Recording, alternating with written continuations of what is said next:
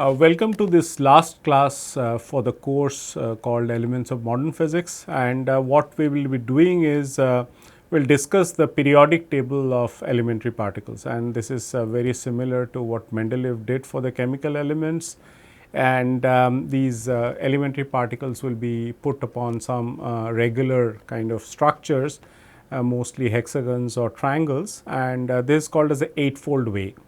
And in particular, we will talk about baryon octet, meson octet, baryon decuplet and super multiplets.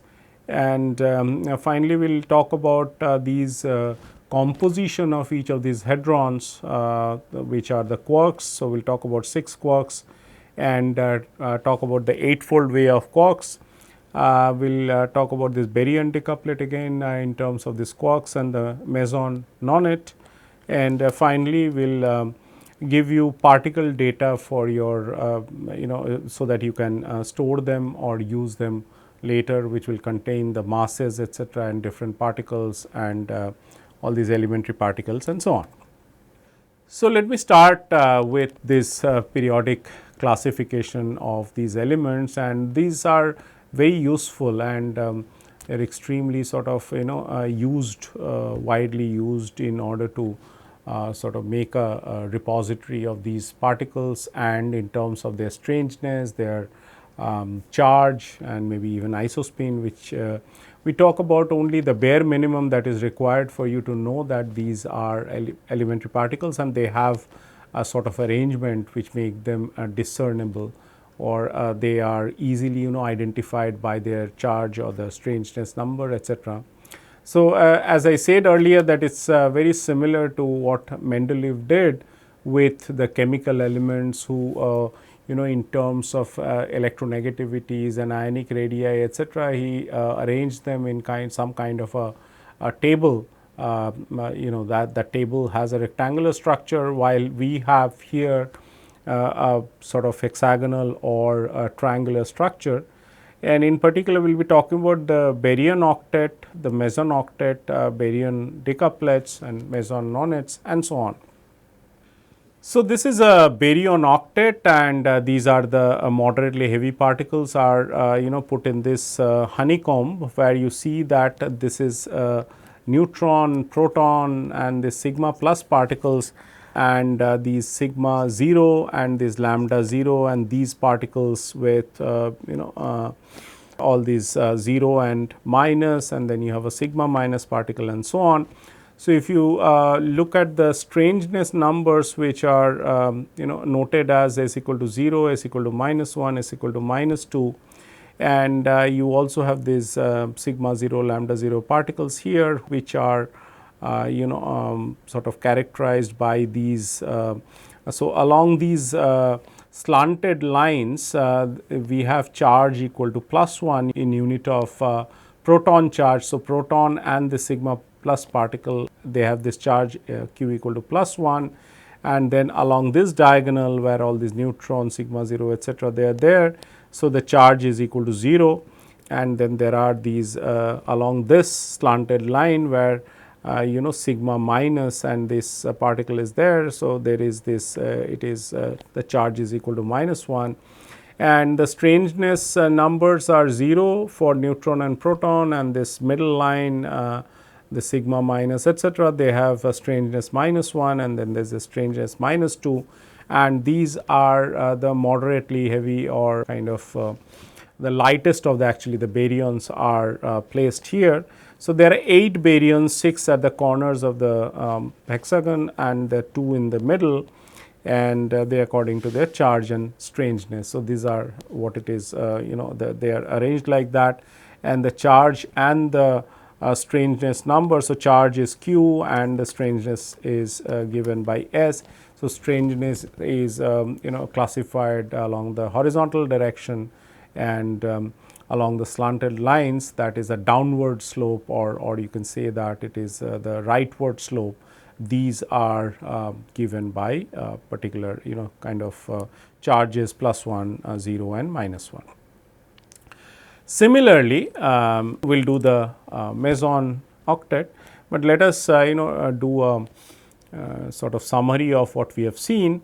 So, the particles with same charge that lie along the downward sloping line of the hexagon. This is what we said.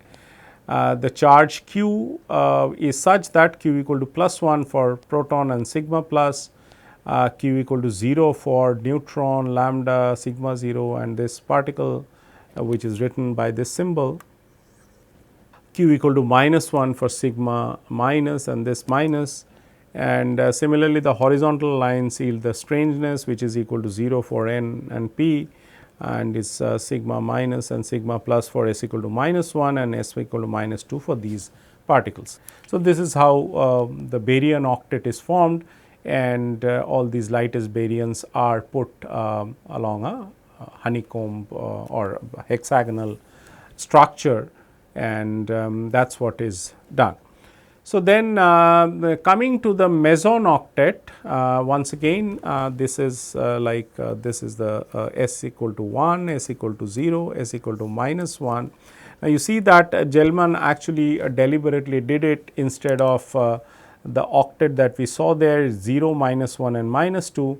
He made it symmetrically +1, 0 and -1, and these are kaons, the k0 neutral particle, k plus, pi plus and all that.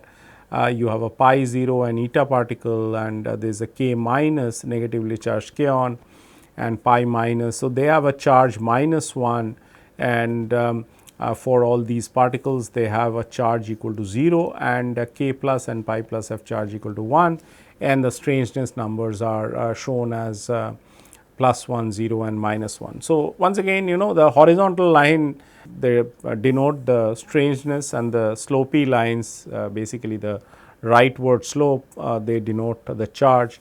But this anomaly is there with the baryon octet, that s acquiring instead of these values 0, -1, -2, they take values of 1, 0 and -1. So, after 1961, so this was as we have discussed that as Gell-Mann in 1961 he formulated this scheme, and after 61 there was a term called hypercharge was introduced, which was equal to the strangeness for mesons, and I mean which was s equal to s for mesons and s plus 1 for baryons. But later on it was decided that the strangeness actually provides a better description, and the hypercharge was reserved for something else later on. So, it was found that the hexagons are not the only figures which are allowed by the eightfold way. There can also be triangles accommodating 10 heavy baryons. Okay, so, we have talked about the light baryons, now we talk about the heavy baryons, and these triangular shape in which 10 heavy baryons are arranged or they are accommodated is known as the baryon decuplet. And this looks like this inverted triangle, where you have this as the sort of s equal to 0. So, this is s equal to 0, and then you have this as s equal to -1, and then you have this as s equal to -2, and this has s equal to -3 and so on.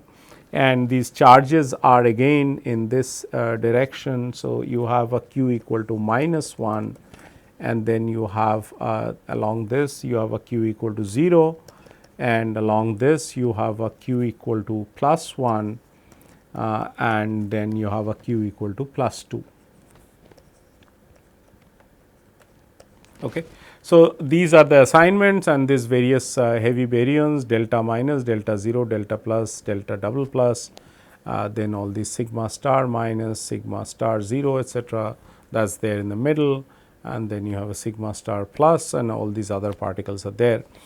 And so, when Gell-Mann actually accommodated all these particles, and these omega minus was still not found. Okay.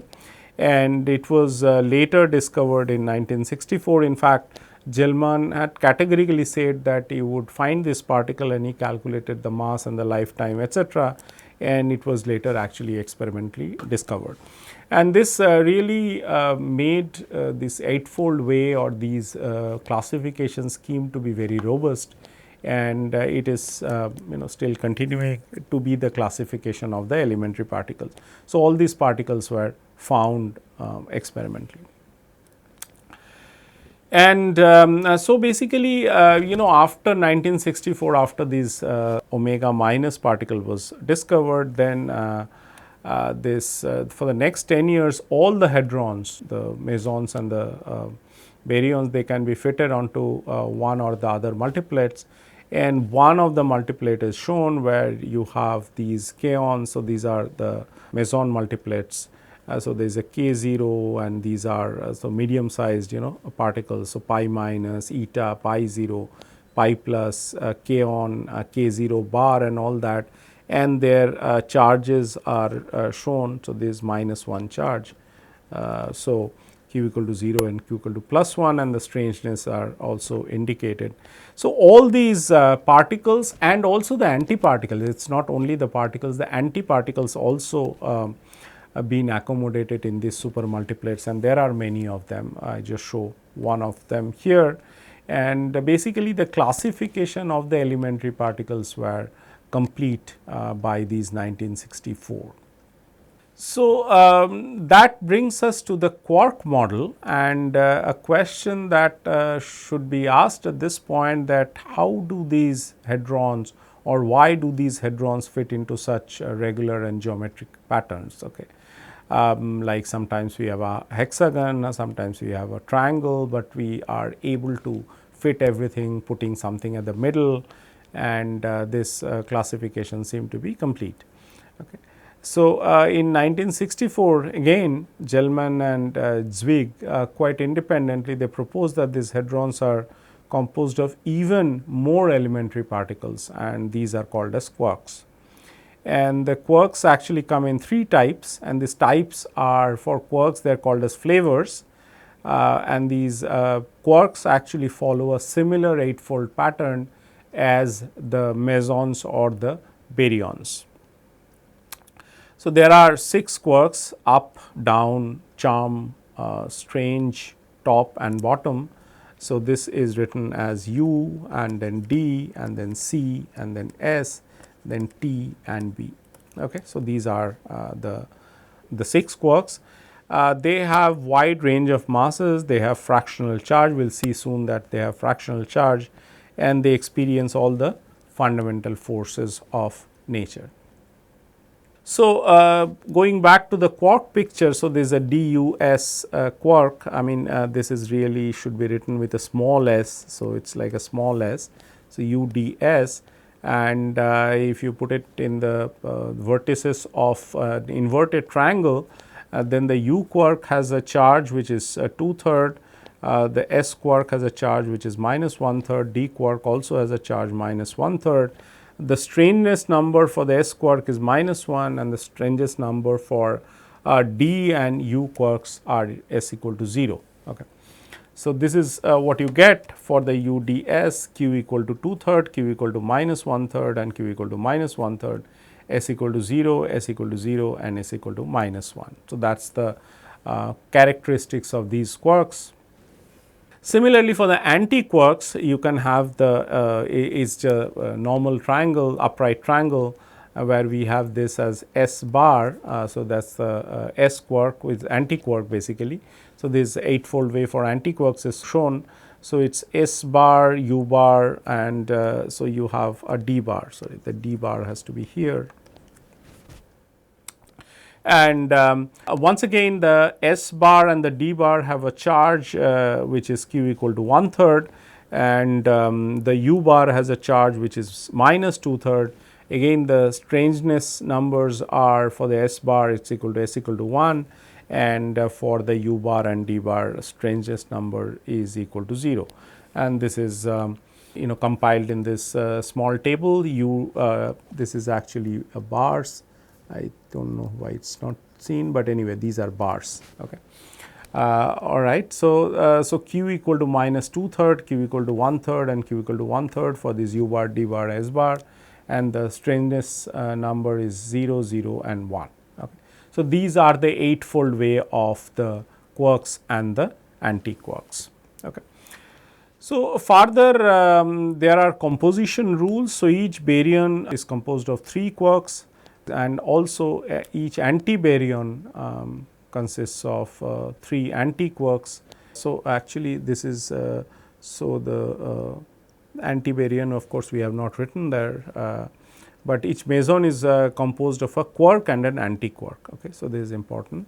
So, we actually put the charge, I mean this Q Q Q is the basically the quark.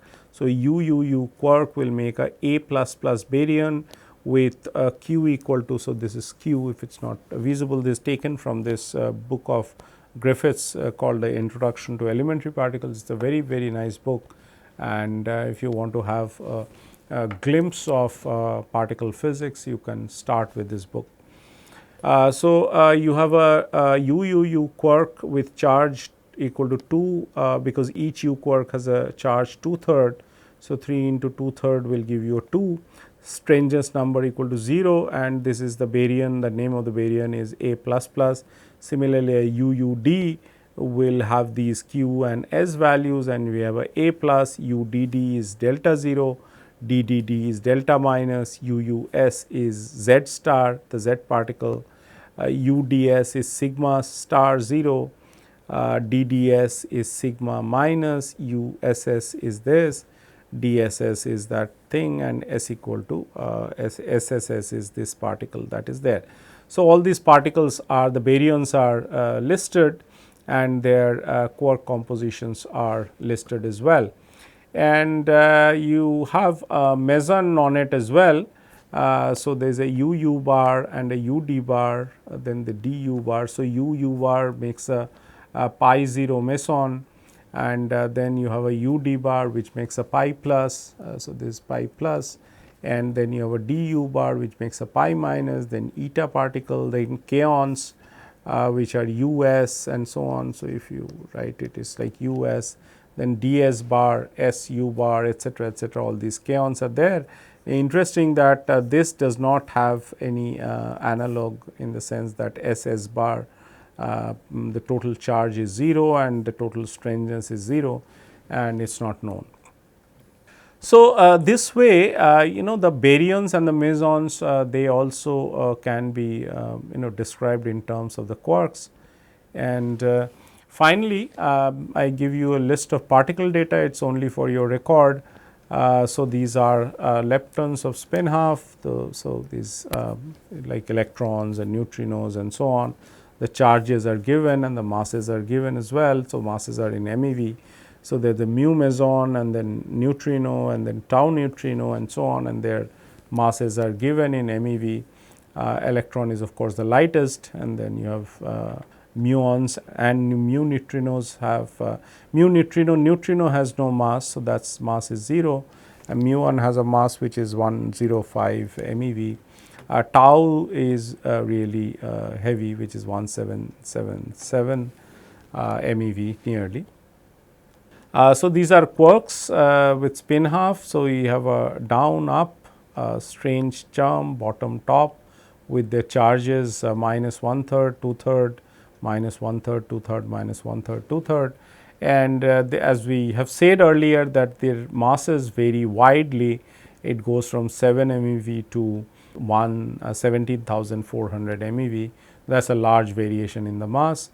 Then these mediators of force which are spin 1 mediators, the mediators of strong force, they are called gluons, just like the mediator of electromagnetic force is called as photon. So, these are strong forces called gluons which have charge 0. So, these are charge neutral objects and mass is also 0. Electromagnetic is of course photon with no charge and no mass, just like gluons. And the weak has for the W plus minus charge, it is a charge plus minus 1 with a mass which is 80.4 MeV, and Z 0 again a neutral particle charge 0, but mass is equal to 91.19 MeV. So, these are the mediators spin 1. Then there are these baryons which we have talked about, this proton, UUD, charge is equal to 1 and mass is known to be 940, close to 940 MeV, 938.27. Similarly, neutron is UDD, charge 0, 939.56, almost same as that of proton, lambda particles and so on and so forth, UDS, and these are the masses that are given. So, there is only data, you can store them, and if there is any question on this, you could refer to this table that is there. So, all these particles and their quark content or the composition is mentioned along with the charge and the mass. So, finally, the baryons, which are high spin baryons, the spin is not half, but the spin 3/2 baryons such as delta particles. We have not talked about the spin or the isospin, but just presenting it still in data. So, delta is UU, UUD, UDD, DDD, and each come with a charge. So, three U's will have 2 charge equal to 2 in the unit of proton charge, and then you have a UUD which has a charge 1, UDD has charge 0 and DDD has charge -1 and so on. Yeah. So, then there are the sigma star particles which are 1 0 -1 for these USS, DSS, sigma minus is SSS and so on. Then there are pseudoscalar mesons which are, so these are lighter particles or intermediate particles. So, we have a pi meson, pi plus minus meson, pi 0. They are formed by the combination of this, and you see that they are combinations of quark and anti-quark with a variety of charges and masses and so on. And the vector mesons which are spin 0, so that they are rho, k star, omega, psi, d star and these gamma, and so these are spin 0 things and with their quark contained is shown. And that is precisely the course is all about. And if I try to give you a final overview of course that we have done so far, we have started with so summary of the course. We have started with classical mechanics, in which we have talked about a little about Newtonian mechanics and Lagrangian mechanics, and then we have talked about relativity as well. So, we have a special theory of relativity which was briefly discussed, and Lorentz transformation equation etc., were told. Special theory of relativity, in which we found that in very large velocities the space and time are coupled. Then we have talked about these quantum theory, the development of basically quantum mechanics, that is what led to the formulation of quantum mechanics and so on. So, we have talked about quantum theory, and then we have talked about quite elaborately on quantum mechanics.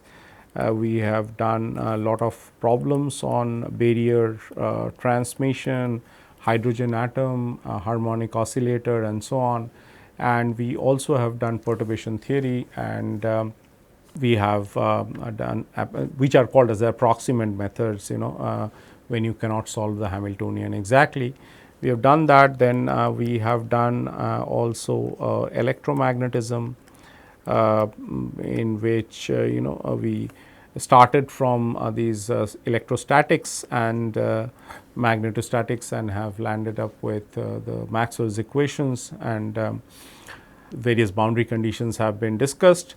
Then we have done statistical mechanics, in which all these ensembles and the 3 distributions, namely the Maxwell-Boltzmann, Bose-Einstein and Fermi-Dirac distributions are discussed. Then we have done solid state physics, and this solid state physics comprises of a little bit of crystal structure, and then we have done these phonons and the free electron theory, and some results which are of importance at this level, they have been discussed. So, solid state physics, then we have done nuclear physics, in which we have talked about structure of the atom, radioactivity, etc. So, we have done nuclear physics as well. So, all these more or less, apart from quantum mechanics where we have spent about 3 weeks or so, other than that most of these we have either spent a week or 2 weeks or a week and a half and so on. And then finally, we have done briefly relativistic quantum mechanics and particle physics. Relativistic and particle physics. So, the course really ends here, and where these are really the elements of modern physics, which means that we have picked up each one of the topics that constitute modern physics and have tried to justify as much as we could do in 1 week or 2 weeks or even 3 to 4 weeks. I mean, quantum mechanics, even if we have spent say 3 to 4 weeks, that's not enough. One needs to have a complete course on that, but I have tried to cover and touch upon the ones that are of utmost importance and one should know. And if you supplement this course material by the problems that will be given for the homework or the assignments, then you would know what these this modern physics course is all about. There are books on modern physics, a number of them. We have Crane and we have Beiser and we have many other books which are really good, and one should also take a look at that. They are probably more elaborate for most of these topics, but at least the bare minimum along with the ones that are of importance in learning the subject that have been given. So, I will stop here, thanking each one of you for attending the course and benefiting from it. It will be a pleasure to hear more about the course and where you want me to improve, or if some concepts and fundamentals have not been cleared, I will be most happy to answer. Thank you very much.